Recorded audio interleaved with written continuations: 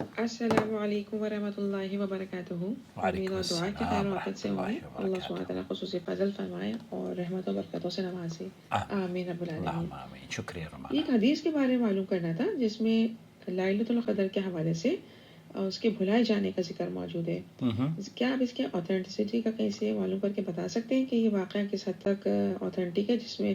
بتایا گیا ہے کہ رسول پاک صلی اللہ علیہ وآلہ وسلم کو لیلۃ القدر کی ڈیٹ بتا دی گئی تھی، لیکن دو صحابی جو ہیں وہ آپس میں ان کے اختلافات ہوئے تھے، کوئی کسی وجہ سے کوئی لڑائی ہو رہی تھی، something like that happen to them,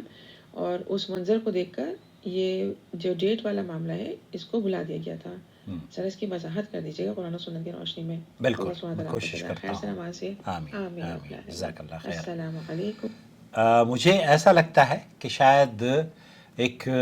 فتنہ ہے، انکار حدیث کا فتنہ، اور بر صغیر میں وہ بڑی تیزی سے پھیل رہا ہے۔ ہمارے اپنے جاننے والوں میں بھی اس کو بڑے تیزی سے محسوس بھی کیا گیا ہے، اور اس طرح کے شکوک اور شبہات کا ازالہ ہمارا چینل بہت خوبصورتی سے کرتا رہتا ہے۔ براہ کرم جڑ جائیے اور دیکھا کریں ہمارے اس چینل کو، تاکہ آپ کو آپ کے گھر پر بیٹھے ہوئے علم کی شمعیں روشن ہوتی رہیں اور آپ کی علمی پیاس بجھتی رہے۔ دوستو، بھائیوں اور بہنوں، حضرت عبادہ ابن صامت سے روایت ہے کہ رسول اکرم صلی اللہ علیہ وسلم کو شب قدر کی مخصوص رات بتانے کے لیے آپ باہر تشریف لائے، اور صحابہ کو آپ بتانا چاہتے تھے، لیکن اسی دوران دو افراد میں جھگڑا ہوا، اور تب اللہ کے رسول صلی اللہ علیہ وسلم نے یہ فرمایا کہ انی خرجت لیخبرکم بلیلۃ القدر، میں تمہیں شب قدر کے بارے میں بتانے آیا تھا، مگر فلاں اور فلاں کے جھگڑے کی وجہ سے اس کا علم اٹھا لیا گیا، شاید یہ تمہارے لیے بہتر ہو بس تم اسے رمضان کے 9ویں، 7ویں اور 5ویں تاخراتوں میں تلاش کرو۔ اس طرح کے جو الفاظ ہیں، فَالْتَمِسُوهَا فِي التَّاسِعَةِ وَالسَّابِعَةِ وَالْخَامِسَةِ، اور اللہ کے رسول صلی اللہ علیہ وسلم نے یہ جو حدیث ہے، یہ صحیح بخاری اور مسلم کی متفق علیہ حدیث ہے۔ یہاں نبی کریم صلی اللہ علیہ وسلم کو شب قدر کی مخصوص رات کا علم دیا گیا تھا، اس میں تو کوئی دو رائے نہیں ہے، مگر صحابہ کے دو افراد کے جھگڑنے کی وجہ سے یہ علم اٹھا لیا گیا۔ اس سے یہ پتہ چلتا ہے کہ جھگڑوں میں کبھی خیر نہیں ہوتی، انتشار ہمیشہ نقصان دہ ثابت ہوتا ہے۔ یہ اللہ کی حکمت تھی تاکہ امت پورے رمضان کے آخری عشرے میں عبادت کر سکے، اور یہ ہی اہل علم نے اس زاویے سے اس کا جو پازیٹیو حصہ ہے اس کو آپ اگر دیکھیں تو آپ کو پورا آخری عشرہ عبادت کے لیے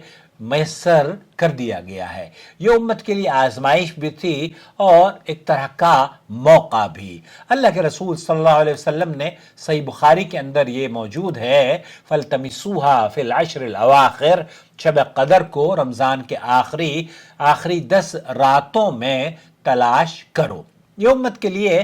سبق ہے۔ اختلاف، جھگڑے اور نا اتفاقی کے سبب اللہ تعالیٰ کی نعمتیں ہم سے چھن سکتی ہیں، چھنی ہیں، اور مشاہدہ ہے، تجربہ ہے کہ جب اختلافات ہوئے ہیں تب اس کے نتیجے میں بڑے بڑے نقصانات وجود میں آئے ہیں۔ سعودی عرب کے علماء کا اس سلسلے میں کیا موقف ہے؟ شیخ ابن باز مفتی مملکت سعودی عرب یہ فرماتے ہیں کہ اللہ کی حکمت ہے کہ شب قدر کی تاریخ کو مخفی رکھا تاکہ لوگ سستی نہ کریں اور آخری عشرے کی تمام راتوں میں عبادت کریں۔ یہ شیخ ابن باز مجموع الفتاوی میں انہوں نے نقل کیا ہے۔ شیخ محمد بن صالح العثیمین فرماتے ہیں یہ رات ہر سال آتی ہے، اور نبی کریم صلی اللہ علیہ وسلم کی سنت کے مطابق ہمیں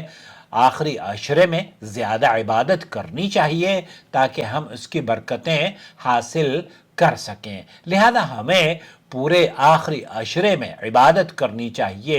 صرف ایک رات پر اکتفا نہ کرنا چاہیے، اور یہی زیادہ تر اہل علم نے اس کو ترجیح دیا ہے۔ شب قدر ایک سنہری موقع ہے، قرآن کریم میں اللہ عز و جل ارشاد فرماتا ہے، اعوذ باللہ من الشیطان الرجیم، لیلۃ القدر خیر من الف شہر، شب قدر 1000 مہینوں سے بہتر ہے۔ اور اللہ کے رسول صلی اللہ علیہ وسلم نے ارشاد فرمایا، صحیح بخاری کی حدیث ہے، من قام لیلۃ القدر ایمانا واحتسابا غفر له ما تقدم من ذنبه، جو شخص شب قدر میں ایمان اور اخلاص کے ساتھ قیام کرے اس کے پچھلے تمام گناہ معاف کر دیے جاتے ہیں۔ ہمیں اس سلسلے میں اس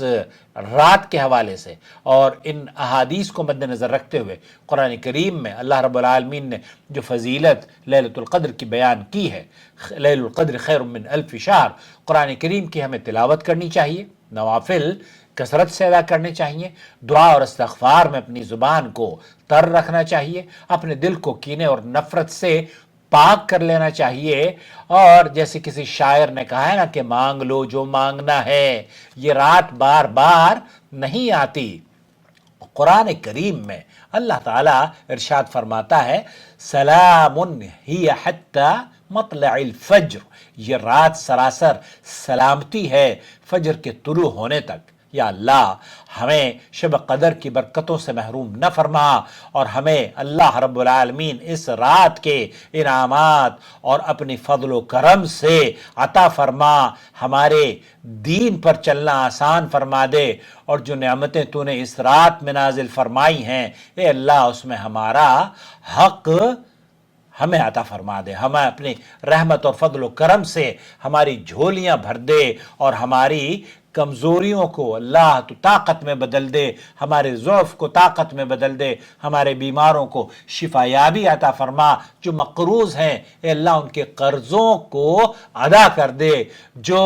بے اولاد ہیں اے اللہ ان کو اولاد عطا فرما دے، اور جو شادی شدہ نہیں ہیں، شادی کی تلاش میں ہیں، وہ اچھا رشتہ تلاش کر رہے ہیں، اے اللہ انہیں آسانی، ان کے لیے راستہ آسان اور میسر فرما دے کہ وہ رشتے کا حصول ان کے لیے ہو جائے۔ حرمین شریفین کی اللہ رب العالمین حفاظت فرما، بلد التوحید کی حفاظت فرما، مسلمانوں کو عزت نصرت چاہے کہیں بھی ہوں انہیں عطا فرما، انہیں ان کے صیام اور قیام کو شرف قبولیت بخش، ان کی عید کو خوشیوں سے لبریز فرما۔ جہاں جہاں بھی ہمارے ویور اس پیغام کو دیکھ رہے ہیں، ہم ان سے گزارش کریں گے کہ شب قدر کی برکت اور اس کی عظمت کو پہچانتے ہوئے ان ایام کو ضائع نہ کریں، اور اپنا خاص خیال رکھیں، اور اپنی عبادات کی ان گھڑیوں سے پوری طریقے سے مستفید ہوتے رہیں، اور اپنی زبان کو تر اور تازہ رکھیں اللہ کے ذکر سے۔ جزاکم اللہ خیرا، والسلام علیکم ورحمۃ اللہ وبرکاتہ۔